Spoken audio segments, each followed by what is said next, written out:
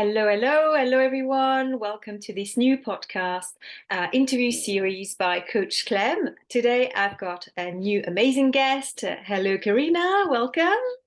Hi, good to be with you. It's awesome to have you. So we're going to be talking about different topics today with Kerina, as she's got several strings to her bow. Don't you? Don't you do many things? A few. I'm trying to simplify it. That's right, but they're all connected. So of course, you're a strong leader with experience in managing organizations. You're skilled in negotiation, budgeting, and business planning. But you're also a certified coach, supporting senior management in leadership development and team growth. So that's all good on paper. What would you like to add, personally to complement this introduction? You mean, what does that actually look like in real life? That's right. Yeah. Yeah.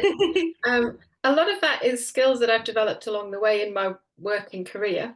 Mhm, Um, the bit really that I'm focusing on now is kind of built on that foundation. mhm, Started out in banking straight from college and kind of worked my way through. Stumbled really into running businesses and discovering that I actually had a bit of a gift for understanding what was needed to take it to the next level or to get it out of the place it was in. And so have really put that into practice, particularly over the last 20 years. mhm, Um, but in the last 5 or so years, then taking that beyond the walls of where I was working, and sharing that expertise and some of that experience. Um, so that's where some of the EQI, the emotional intelligence coaching, has come in really as a useful tool that has become probably one of the most used tools in my toolkit.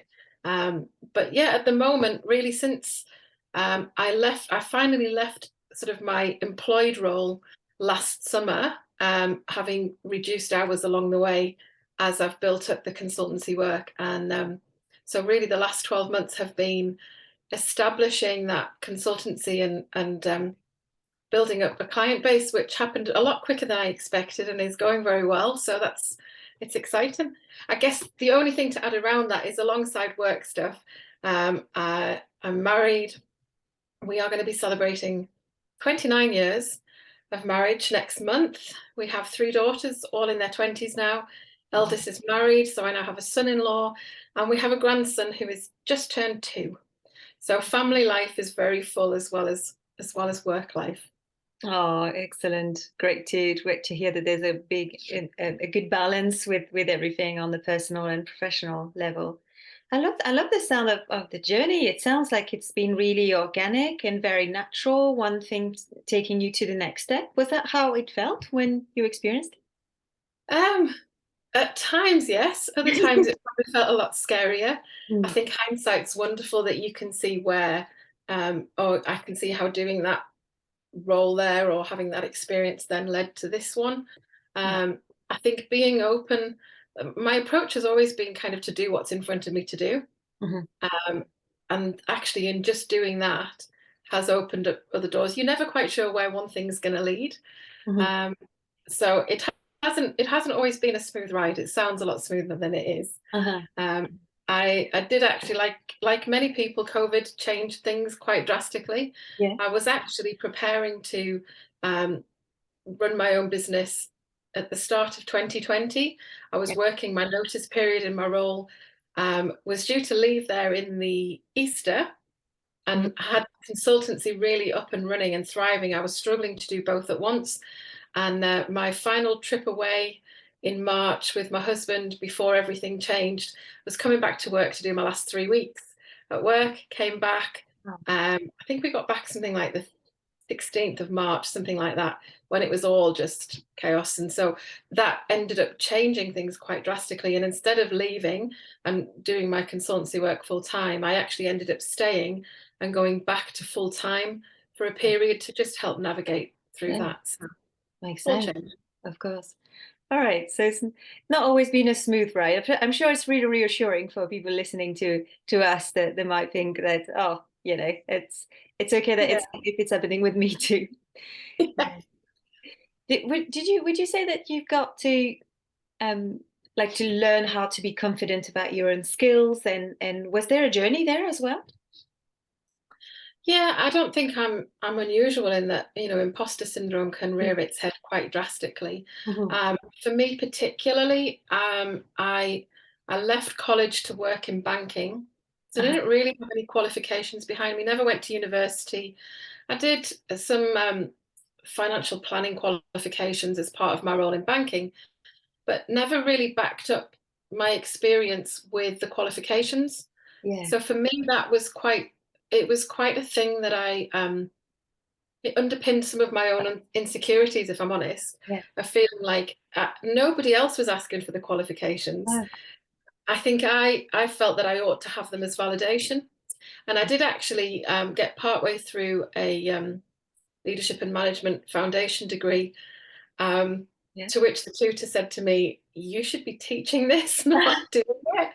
Um, and Uh-huh. with one circumstance and another, I still have a couple of modules to finish on that. But I think part of I hate to start something and not finish it. Okay. But actually, that in itself was a bit of a learning thing of sometimes it's okay to say partway through something, I wasn't doing this for the right reasons. No. Nobody asked it of me. And actually, in the process of then accepting that actually my own validation is enough, then, you Yeah, know, that absolutely. made the decision on that one. Yeah, yeah. It seems like it led you to that, actually, to being able to uh, give yourself permission, self-validate in terms of your experience and your skills. Yeah, it's Yeah, amazing. absolutely. Mm. I think we need to change the narrative as well, as it's more like as a collective in terms of degrees and the difference between what we're actually capable of and what needs to be there on paper on the CV and things like that. I think things are gradually changing, but we'll still need to Absolutely. change our mindsets regarding that. Mm. Definitely. I mean, I grew up where university wasn't a given. Actually, there was less people went to university than not. Uh-huh. And then by the time we had children, it was very much, I think it was right that everybody should be able to go to university, but that almost then became that everybody should go to university, Yeah. not just should have the chance. And I think we're starting to see, I do quite a bit of work with local schools and colleges, Mhm. um, through my role on Aycliffe Business Park. And Mhm. we are starting to see a shift, a healthy one, of giving those broad options. If university is the right choice, brilliant. But there were a lot of students who went to university because they were told that they should, and it actually wasn't the best choice, Yeah. particularly for the career path that they wanted. Mm. And I also will just throw in here, I do also think that at 18, most of us don't know what career path we want to go on, and it's really difficult to narrow that down. Exactly, 100%.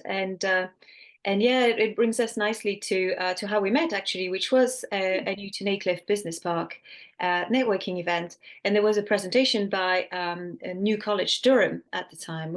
And I agree with you. It really seems that the narrative is changing around the approach, although there's still loads of things to do around that.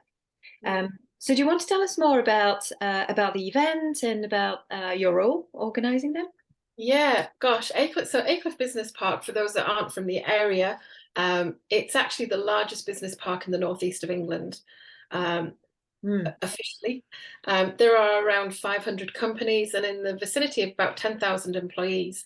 Mm. Um, and actually, the company that I was working with, we actually did a new build on the park. I've lived in the area, I've grown up here. Um, and in 2008, we started building a huge conference centre on the outskirts of Aycliffe Business Park, great connections to the A1, all of this kind of stuff. And at the time, the business park, in all honesty, most people referred to it as the industrial estate, very much kind of traditional engineering and manufacturing. Not a bad thing at all, but what we've seen is there's been a shift, and we got to be part of the start of that, the company I was working with at the time. And we opened our doors in 2009, and I think it was in conversation with another company. I was chatting with their MD, and they'd recently moved on the park, and it was this idea of, wouldn't it be great to know where you could go for the proverbial cup of sugar? You know, how Uh-huh. do you find out who's on the park? Because it's grown up from a munitions factory after the war, um, there's no central landlord, there's no central management office. It's very much a collection. Mhm. So we set out to establish this idea of a community on the park. introduce businesses to each other, get to know each other. So that's where it all stemmed from. 10 mm, years later, I'm still involved, still heading that up because I love what we get to do. I love getting to know people. I mm, get a real buzz out of introducing people to each other. Absolute firm believer that your resources are in your relationships. And mm, so we host, one of the things that we do is we host news and networking events, which is mm, what you were at with us, where it's open primarily for people on the park, but also people who aren't based on the park can come mm, along. mm, And it is exactly what it says on the tin, mm, news and networking. The news is really limited to Aycliffe Business Park and the area, mm. dates, what's happening, but then an opportunity to actually just get to know each other Yeah. in a very informal networking. It usually involves food. That's always a good Absolutely. Yeah, it was a great experience to come in, and this definite sense of community, and I think it's a big achievement because we're talking a big scale, like the biggest business park in the northeast. So the bigger we become, sometimes the harder it is to be connected. So Absolutely. it's just great achievement and so so so important nowadays. We still have a I lot of think work to do. I think for companies particularly, we talk about kind of that sense of community, and for a business to be able to do business with its neighbours and to see an area or a demographic to be lifted really because of the success of each other, Mm, it's contagious. It does rub off, and there's that connection. I don't actually personally in what I do use a lot of the businesses on the park. They're not really appropriate as my suppliers, but companies that I work with mhm, need suppliers, and it's joining those dots up and understanding those degrees of separation that can really work in our favor mm. to actually help each other grow and develop.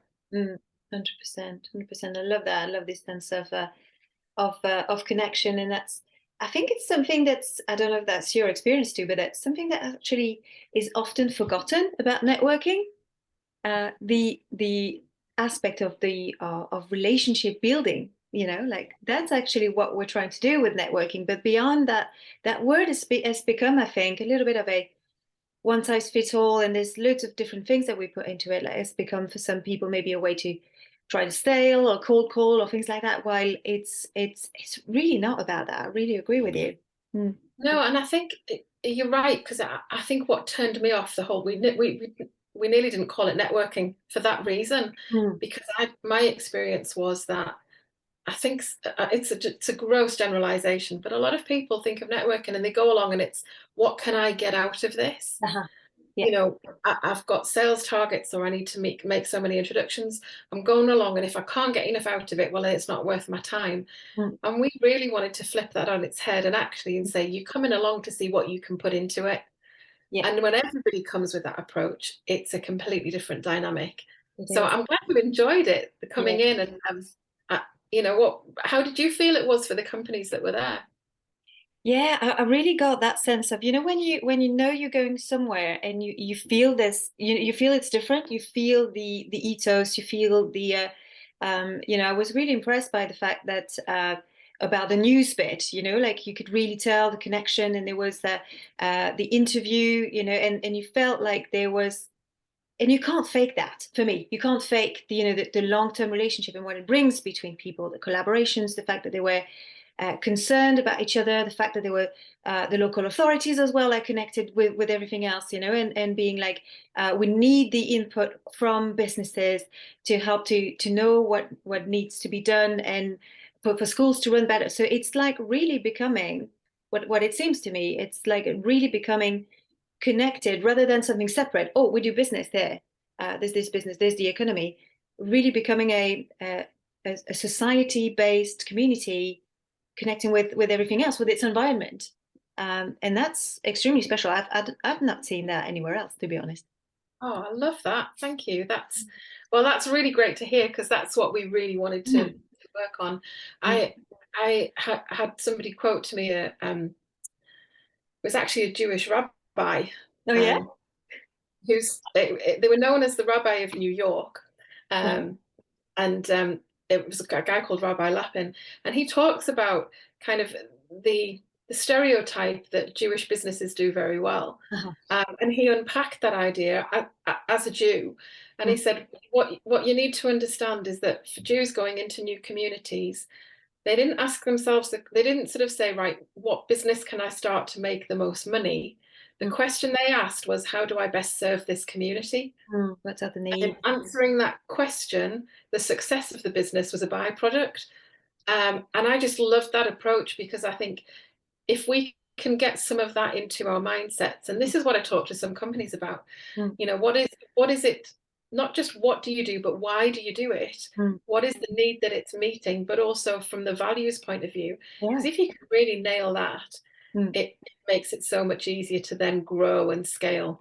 mm, yeah. Yeah. It makes it super special as well in a location, in a particular location, and Yeah. bringing life and bringing economy as well, as profit, but with a meaning, like you said, something that's connected to. And I love the connection as well of businesses between each other, because otherwise they could find a supplier the other side of the country, right? While there could be, the neighbor could be doing that. So might as well keep it local. Yeah, So that creates, yeah, in terms of the impact for the population, locally, I think is mind absolutely. blowing. It's mind blowing. Yeah. Mm. What one thing I'd really love your view on. So we talked about networking and how it's a word that's maybe lost a little bit of its definition or needs to be redefined. I feel like it's the same that's happening with leadership. That it's on every word, on every lips. What would be your approach, and what would you like to share about leadership?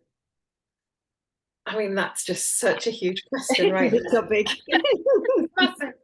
I think I think we've become victims to a certain degree. I've seen this a lot of mixing up leadership with management. Uh-huh. That's been a real downfall, and people understanding the difference. Hmm. Every good leader should be able to manage. That by default they could be a good manager, but not every good manager is a good leader. I think there is a very distinct difference there, which I'll not spend a long time getting into here. But I also think when you're then looking at leadership itself, Hmm. there's been a shift generationally with actually what type of leadership is not just needed, but actually acceptable and is the most appropriate and effective. Yeah. I think going back, 25 years, sort of a more of a commander style of leadership, that strong out front, this is the way we're going, follow me, Mm. perhaps worked in a way that now, with the differences in generations, instead of that commander style, it's much more of a collaborative style. Mhm. Um, and I'm now helping leaders of my age who have been leading for some time, Mm. but they're finding themselves leading sort of millennials and some Mhm. Gen Zs, and you're having to learn a new skill set to go with that. Uh-huh. Um, but I also am a firm believer, and it's a guy called John Maxwell, who's a renowned leadership, bit of a leadership guru. One quote of his that always sticks with me is that everything rises and falls on leadership. Mhm. Yeah. Leadership creates the lid of your organization. You'll only go as far as your leadership will allow. Mhm. And so I think what some companies miss out on hugely is they underestimate the value of leadership development. Mhm. And so I will advocate all day long for developing leaders in your organization, not just those that are already in post, but have an emerging leadership program. Yeah. Always be looking at who's next. I challenge all the leaders that I coach and mentor. That's great. Let's help you be the best you can be. But at exactly the same time as that, I'm asking you who's next into your shoes. Who are you bringing alongside, and who are you training as part of your succession? Mhm. I Mhm. think that responsibility is on us to do that. Mhm. Amazing. Amazing. Would you say that things are a little bit changing in terms of the reach of leadership, and now it's something that's considered a lot more for different levels rather than just being reserved to the top type of thing? Yeah, because I think we're recognizing that there is an opportunity to show leadership skills Mm. and develop them at every level in an organization, Mhm. which is very different. I think I mentioned I started out in banking. in 1990, it will have been. It was a Mhm. while ago. Mhm. And those were the days where you went in, you started in the back office, sorting through the checks. I made teas and coffees for the whole staff every morning and every afternoon. Then you progressed from there onto the terminal, and then you got trained on the counter, and you worked your way up.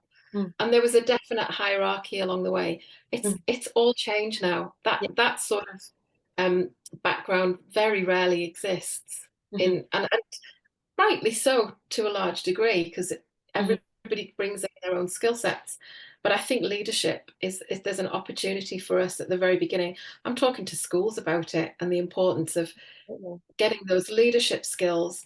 We used to call some of it soft skills, but it's actually ultimately when somebody says, "Well, I'm not a leader," but everybody leads themselves.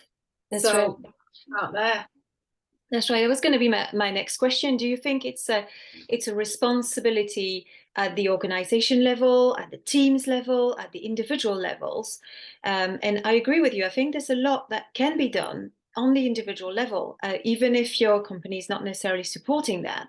There's loads available now, and I think Oh we can my only gosh. benefit from doing what we can with what we can find: podcast, books, personal coaching. Absolutely. Yeah. I've made a note of some of this, that actually that kind of stuff, there is absolutely no excuse. When somebody says to me, "Oh yeah, but my company aren't really investing in this, there's not a program," Mm. doesn't wash anymore because Mm. there's so much resource. You know, pick up your phone. It's it's all there. Like you Exactly. say, podcasts, books, um, reading. It's more access. Go on YouTube. It's more accessible now than ever, Mm. and there's so much that you can do to um, sort of hone your own leadership skills in leading yourself. Mm. Things like the 5 a.m. Club, great book. Mm. Um, think I want to say Robin Sharma, but I could be showing my ignorance there. But that's talking about the importance of leading yourself well. What can you do Mhm. to actually lead yourself and grow to Mhm. then add the most value, whatever environment you go into, whether Mhm. that's work, family, education, Mhm. you know, Yeah, the whole life. yeah, 100%. And also I think we underestimate a lot of the time the impact that then it's got onto people around us, on the personal and the professional level. Because then we sort of walk the talk and lead by example, which can have an impact into others indirectly as well in terms of coaching them. Let's say, in your team or things like that, and they'd be like seeing that you're applying different things to yourself and potentially getting the chance to go, oh right, well, maybe I could do that too for myself. So I would definitely encourage I think excuses are easy to find, right? And I think as coaches, that's something we tend to see, and we've got to unlock a lot of Yeah. times. Yeah. Mm. And actually sometimes not be afraid just to be quite straight about it. It Yeah. used to be that, oh, I remember somebody saying, "Oh, well, leaders are readers and I don't really read." Get a lot of people saying, "Oh, I don't really read. I can't read very well. I find it hard to get through a book." Um, but, you've got audio books. Do you commute? Stick something, instead of having the radio on, Yeah. stick an audio book on. You're right. There's just there the excuses now are so limited to what Mhm. they were before because the resource is so accessible. Mhm. Yeah, totally. Um, so I think that's a good point in terms of responsibility. So can you tell us more, if we were like to be, walking alongside you in your consulting work, and let's say you meet an organization that's going through difficult times, how would you start? What would be the starting point? How would you start helping them? Yeah, sure. I think I might have touched on this already. I think the first questions that I tend to ask is really, not what do you do, because Mm. I deal with a whole um, variety of sectors, Yeah. whether that's engineering, um, coaching, charity sector I'm involved with, legal sector. So it's a whole branch, but it's not so much what you do, but actually starting with the question of why do you do what you do, Yeah. and starting to really get to that core of why the business exists. And then from that, you use that as the filter for everything else. And I think probably the key thing that I do with companies is help them to simplify. Usually when I go in somewhere, it's because there's a lot going on. Mhm. They might know where they want to get to, but not know how to get there. Or Yeah. or even just, we think there's more than what we're doing, but you kind of can't see the wood for the trees. Mm.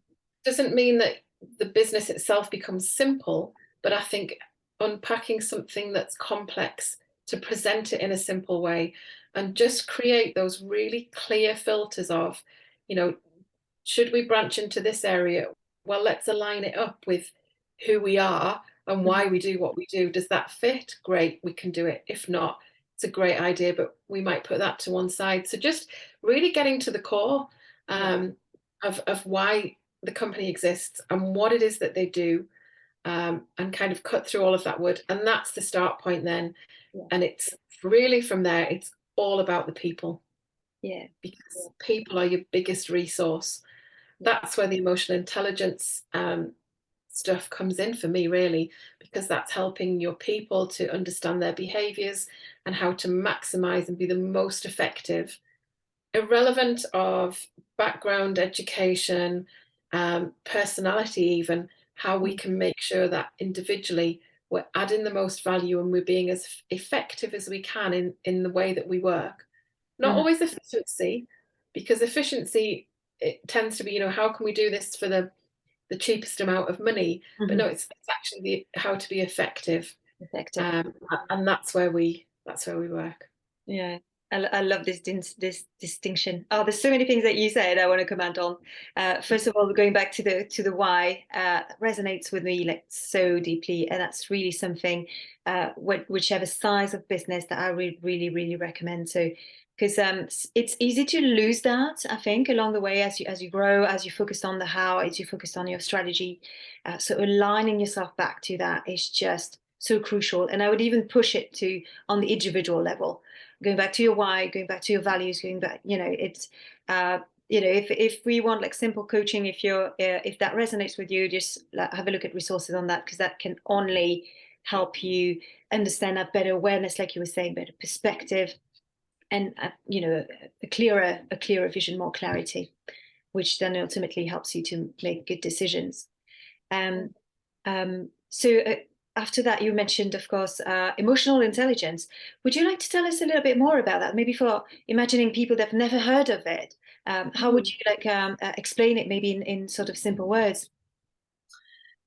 Yeah, emotional intelligence. It was a phrase I came across about a decade ago, purely because I had a colleague that I'd known for a long time, worked in a different area to me, and they started working in this area. And I had an emotional intelligence assessment, went through that process with them, saw the value for myself, and it was probably 5 years later, then working with them, became certified myself around emotional intelligence coaching to be able to use the tools. And emotional intelligence is really, if we think of our lives as kind of kind of thirds, so you've got our IQ, which I think most of us understand IQ and how that works. You've got your personality, um, again, depending on what personality profiling you use, but the whole introvert, extrovert, all of that kind of stuff. And both those two areas, depending on what research you read, but the majority thought is that both of those two areas, both IQ and personality, are pretty much hardwired by our mid-teens at the latest. Mhm. So at the age that I'm at, I can't suddenly decide, you know what, I'm fed up of being an extrovert. Don't want to be the life and soul anymore. I want to be an introvert. It doesn't work like that. But the remaining third of that sort of puzzle is our EQ, our emotional intelligence. And that's our behaviors that, yes, it can be driven by our IQ and our personality, Mhm. but actually our behaviors and the emotions behind them are the bits that we can change. That's something we can develop lifelong. So for me, that's the exciting part. So yes, your personality may drive some default behaviors. If we're going to make a gross generalization, somebody who's an extrovert may have higher interpersonal skills Mhm. around their behaviors than perhaps someone who's an introvert. And that is a gross generalization. I'll just caveat with that. But that doesn't mean that as an introvert, then that you can't have great interpersonal relationships and skills. It just means that there's got to be more intentionality around there. And that's for me the value that it brings. I look at 15 different behaviors and assessing and reporting on those and unpacking how that all works and how we can then maximize our emotional intelligence to help us be more effective in whatever role we're in, home, work, whatever that looks like. Yeah, totally, totally. I love how, um, whatever discussion I tend to have with people, at the end of the day, we always come to that. Like it's the deeper work is necessary to see, to see your business go where you want it to go. And I think it's such an important message, like you were saying, that we are aware that we've got strengths, we've got weaknesses, and we've got qualities, and there are things that we do better, and that there's things that we need to learn, etc., etc. But there are certain things that we might see, or some people might see as like, oh, it's a fatality. This is how things are, and there's nothing I can do about it. And now with all the research, all the neuroscience, and emotional intelligence is another tool out there that I really, Yeah. really recommend people to explore and to take advantage of. It's telling us, yeah, there's plenty we can do, and it's so exciting, and you learn so much about yourself. It benefits beyond the professional area, uh, and yeah, I'm glad that you're bringing these conversations to the table, and as well as about talking about leaderships in schools and things like that. Just we still need to keep on making these changes at And a I think collective level. yeah, and it's that emotional intelligence that, dare I say, that actually is the thing that sets us apart.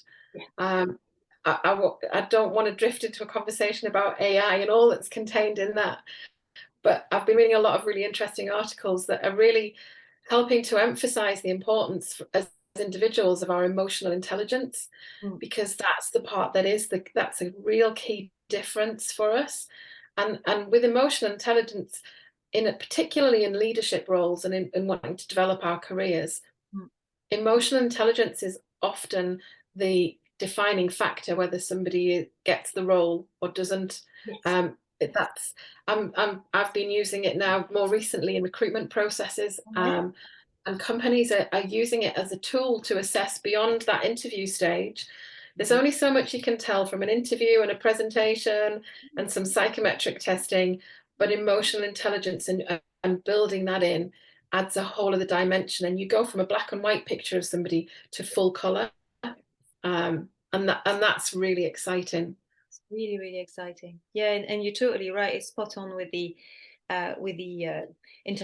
artificial intelligence conversations. It is, yeah, it's a big topic, and we like also like earlier on that you were saying that we have to keep things evolving as the world evolves. Things are moving on, and it seems to be a perfect answer for so many of the challenges that we're currently facing, as well as the future challenges. So Yeah. that's really, really crucial. Amazing. So we're coming towards the end of our conversation. Uh, what if you were to choose maybe one of the things, or if you want to summarize something, what would you like the our auditors to take away from this conversation? Oh wow. Okay. Well, I think the key thing for me is that we are never too young or too old to learn and to change. It used to be just you're never too old, but actually, I think you're never too young.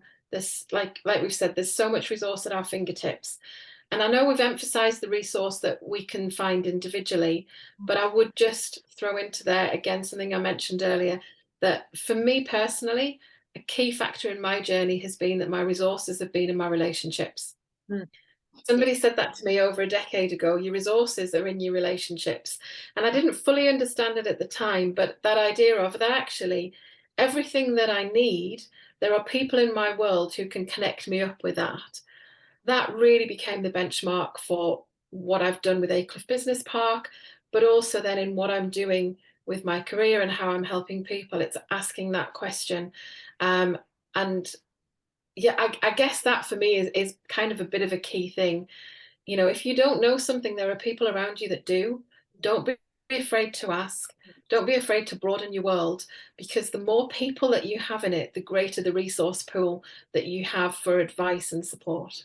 100%, 100%. And you make it accessible for others too. So it's how exciting is that? Yeah. Absolutely, yeah. Oh, thank you so much, Kerina Clark. We'll put Oh, all it's been a the pleasure. Yeah, it's been great. We'll be putting all the details. See if people want to be in touch with you, if they can benefit from your amazing consultancy work, if they're interested in coming along to the networking events or anything at all. You'll have all the details to be able to connect. Thank you again so much for today. I've really enjoyed our conversation. Me too. Thanks, Clem. Yeah, and thanks everybody for listening. And we'll be back shortly for a new episode of the interview series. Bye.